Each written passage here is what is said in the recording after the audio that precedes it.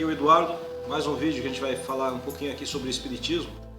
E o assunto que eu estou trazendo hoje é algo que eu vi numa postagem recente que fala muito sobre a questão do comportamento do espírita fora da casa espírita, dentro da casa espírita e fora da casa espírita, especificamente no lar. Não é? Então isso já é uma queixa aí recorrente de longa data, ocorre com vários espíritas, não é? Onde muitas vezes a gente é cobrado. Por que a gente não tem um comportamento dentro de casa, no lar, exatamente igual, ou parecido, próximo daquele que a gente tem lá na casa espírita, não é? Então, volta e meia alguém coloca essa queixa. Eu vi uma postagem outro dia, achei bem interessante, foi bem colocado, bem explanado, né? Que muitas vezes a gente tem um comportamento maravilhoso, um comportamento muito bom nas atividades espíritas, mas isso não acontece, não ocorre da mesma forma dentro de casa. E o texto se referia mais ou menos a isso aí. Eu analisei o texto, olhei, li e lembrei de algumas situações que eu já ouvi, e queixas de outros lugares, outras casas espíritas, e que muitas vezes o companheiro ou a companheira não tem o mesmo trato, a mesma finesse, não é? Em casa, com o companheiro, com a esposa, com o esposo, etc., até mesmo com os filhos. Bem, analisando, a gente tem que procurar as melhores respostas. Por que será? Por que a gente não tem aquele comportamento que lá na casa espírita, ou até mesmo não sei se isso ocorre nas outras religiões, mas aqui basicamente a gente fala de espiritismo, então vamos nos referir especificamente à casa espírita. Por que a gente não tem esse comportamento dentro de casa? Algumas pessoas, evidentemente não são todas, não é? É preciso analisar algumas questões, algumas coisas. Nós somos espíritos que estamos encarnados na matéria neste momento. O nosso lar, ele é um cadinho, não é? É um cadinho doméstico. Ali estão criaturas que em algum momento lá atrás, em outras encarnações, nós estivemos juntos. E nem sempre essas relações foram boas. Foram relações muitas vezes difíceis. Então, nesse ambiente doméstico, reencarnam ali criaturas que muitas vezes, algumas delas, para algumas famílias, são na verdade desafetos do passado. Isso é uma coisa. Não estamos aqui querendo justificar qualquer comportamento, apenas analisando. Então, o que ocorre? É natural que no meio espírita, numa célula espírita, numa casa espírita, num centro espírita que seja, irão acontecer encontros e reencontros pelas leis da afinidade. A primeira questão comum é estarem na casa espírita, estão na casa espírita aqueles que se identificam com o espiritismo.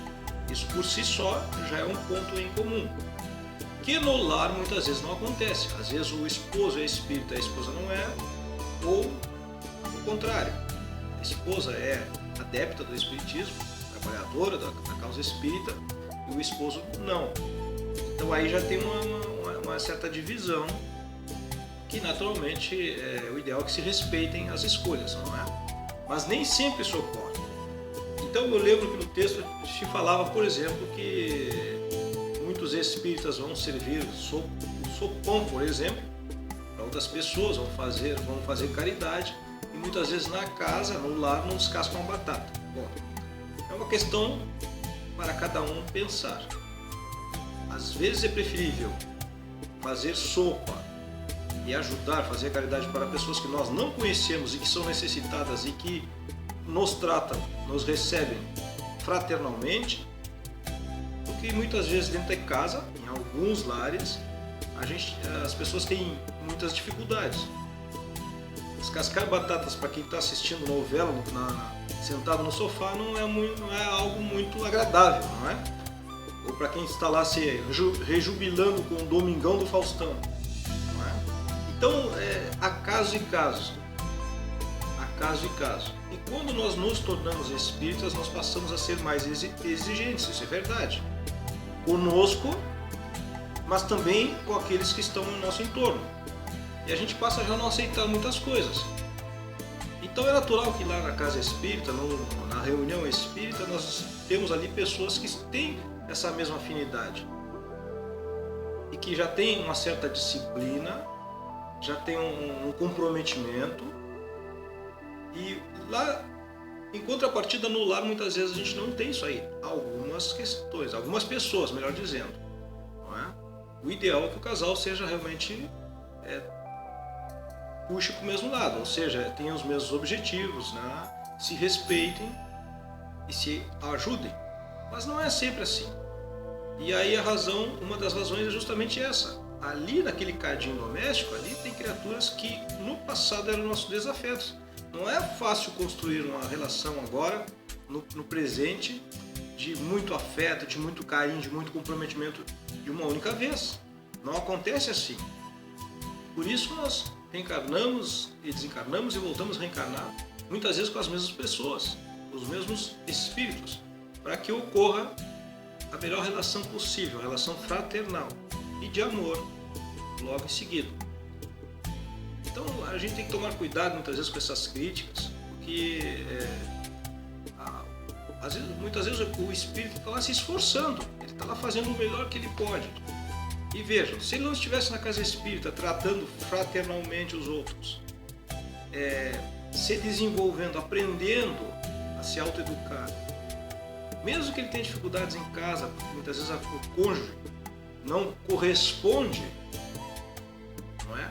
Fraternalmente como deveria, muitas vezes acontece isso. Aonde estaria esse espírito? Será que em vez de estar na casa espírita ou lá servindo o sopão, ele não estaria num bar, junto com os amigos, tomando a cervejinha ou fumando? A mulher espírita estaria onde? Se não estivesse lá trabalhando, se dedicando, ajudando, confraternizando. Muitas vezes as pessoas vão à casa espírita, encontram o trabalho, o estudo, porque no lar não tem, muitas vezes, esse respaldo. Tem inúmeras dificuldades dentro de casa, com o companheiro ou a companheira, não é?